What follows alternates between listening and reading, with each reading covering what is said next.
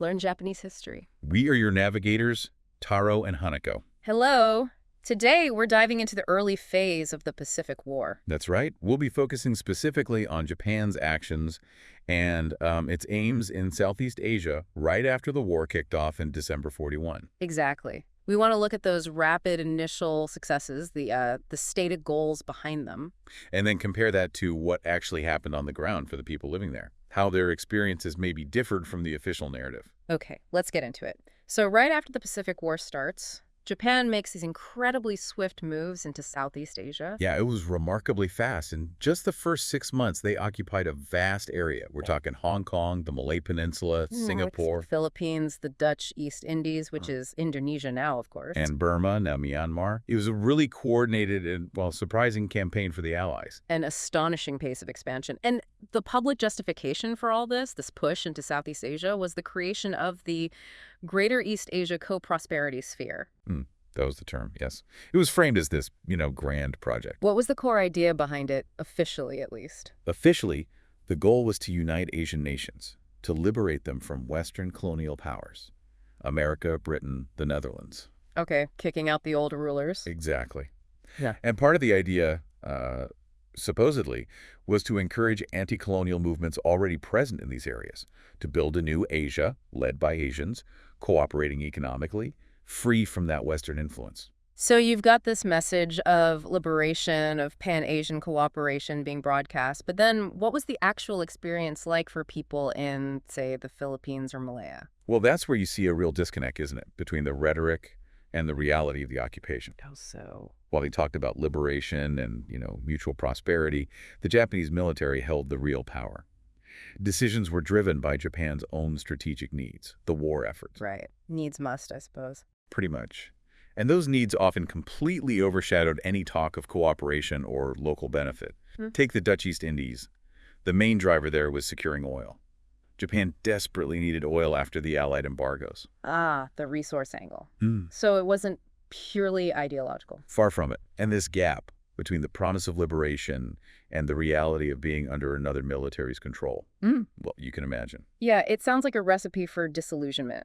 Being told you're free, but someone else is calling the shots. Precisely. And that's what happened. Over time, this difference between the stated aims and what people were actually living through led to growing anti-Japanese feelings across the region. Any initial hope some might have had started to fade. Okay, let's pivot back to Japan itself for a moment. These early victories, Singapore falling, the Philippines, they must have created a huge wave of patriotism back home. Oh, absolutely. There was a surge in nationalistic fervor, massive support for the government, for the military. It felt like they were unstoppable. And the government capitalized on this. They certainly did. Prime Minister Tojo's government held a general election in April 1942. It's often called the Yokusan election. Yokusan. What was significant about that? Well, it wasn't really a free election in the way we might think of it. The government, through organizations linked to the Imperial Rule Assistance Association, basically recommended a slate of candidates. So heavily guided. Very much so.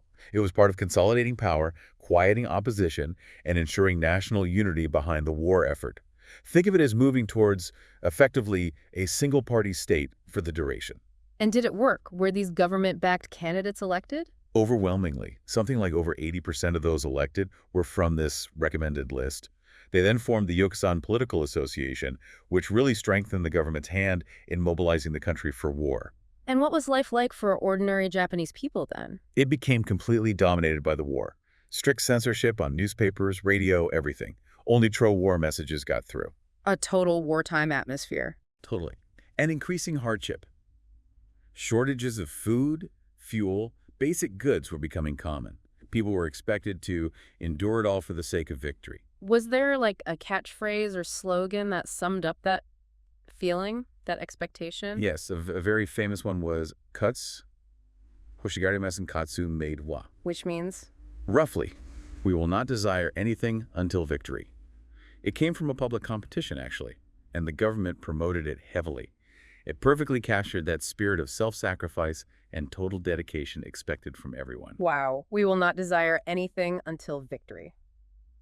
That's intense. So a nation fully mobilized. Let's go back to Southeast Asia now. We talked about growing resentment, but what about the initial contact? Were Japanese troops welcomed anywhere? Yes, initially in some places they were, particularly where there was already strong anti-colonial sentiment against the Europeans. Some people did see the Japanese as potential liberators at first. And Japan encouraged this. They did, strategically. They actively supported some local independence movements. It served their purpose of undermining the Western powers. Can you give some examples? Sure, in Burma, the Japanese helped form the Burmese Independence Army, which fought alongside them against the British. Okay. And then there was the Indian National Army, formed mainly from Indian soldiers captured from the British forces. They also fought against the Allies. So, active support for armed groups. And later, in 1943, Japan went a step further. They formally recognized the independence of Burma and the Philippines. They also recognized a provisional government of free India. That sounds like they were fulfilling the co-prosperity sphere idea, at least on paper, recognizing independence. It looked that way, yes. Important gestures. But again, you have to look at the underlying motivations. Which brings us back to Resources. Yeah. The primary driver for Japan being in Southeast Asia was securing vital war materials, oil, as we mentioned, but also rubber, tin, bauxite, things essential for their military machine. So, liberation rhetoric aside, it was fundamentally about resource acquisition.